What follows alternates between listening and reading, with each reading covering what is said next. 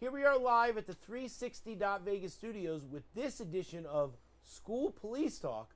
We have some great guests here.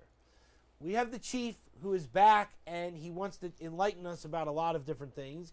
And sir, please tell us your name and what it is that you do for the Clark County School District. Please. Yeah, I'm Lieutenant Steve Hewitt. Right now I'm one of our administrative lieutenants, and I supervise 3 of our administrative bureaus. That's our training bureau, our technical services bureau, and our diversion and wellness bureau for the department. And then I also, on top of that day-to-day supervision, I also lead our breach and rescue team, which heavily focuses on active assailant training and preparation and making sure that our officers are trained and prepared on current trends and our response to any active assailants in our schools and our whole valley.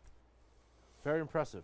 We know you have the confidence, you know what I'm saying? But that again leads to the fact that your officers are training and are trained to ensure that your staff, right? The staff of the school district, right? The children, you know, the substitute teacher, that it's their first day ever coming to class, right? You know, like I'm scared to bring in my briefcase because I don't know what's going to happen. Like I just got out of teaching school, you know what I mean? But like you need to ensure, because at the end of the day, the teachers are so important. And you know, we talk about the fact of, you know, the children and the young adults that are under your care for, what, 8 hours a day, 9 hours a day, you know what I mean? Depending, even if they do sports and extracurricular activities, you know, that they need to be safe. And so what I come to is that it's very, very important that the children feel safe so that they can go home and they can say to their parents, look, I just wanted to tell you, you know, like it was great today. You know what I mean? So, you know, math was great, and you know, I got an A, and you know, went to lunch and then went home. And so, you know, this is the type of thing that we all look for, because no one wants any problems, and we all know that maybe not as tenseful from an active assailant situation, right? But people butt heads all day long.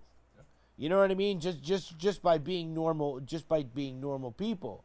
And so we have to have people underneath you that know how to do these things and know how to de-escalate situations so that we can have less problems throughout the year, right? Right. And that whole feeling of safety, it's hard to gauge, you know. But the district does a good job. I think they're state mandated to actually have a state, there is a statewide survey of safety in our schools. So each level of school, elementary, middle, and high, they're surveyed each year. Do you know that? No, they're surveyed how they feel about the school being safe. And the district does very well in that.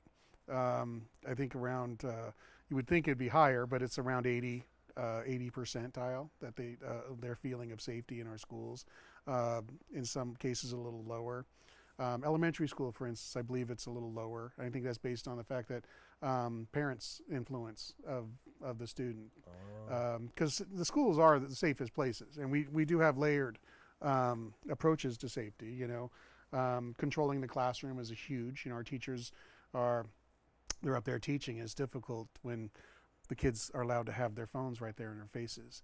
I don't know if you've seen a recent decision in California to ban phones in California. That just recently came out. So we'll see how that's going to go this coming school year. Our school district. I thought about that. The kids have the phones. Yeah. Yeah. So our school district, what we're doing this year is we're implementing the cell phone bags. You know, they're there for a purpose. It's not to talk to their parents. It's not to talk to their friends, check their social media posts and things like that. Yeah. It's actually learn. So, and how can you do that when you're discussing with mom that, you know, hey, go over to your aunt's house after school today and things like that. I mean, you can do that, but there's times and places to do it. And it's not inside a classroom. I thank you for coming in. Yep, thanks I for having thank us. you for coming in. You know what I mean? No, thank you, Lee. All right, so now we're going to look at this camera and we're going to wave goodbye. All right, we'll see you later.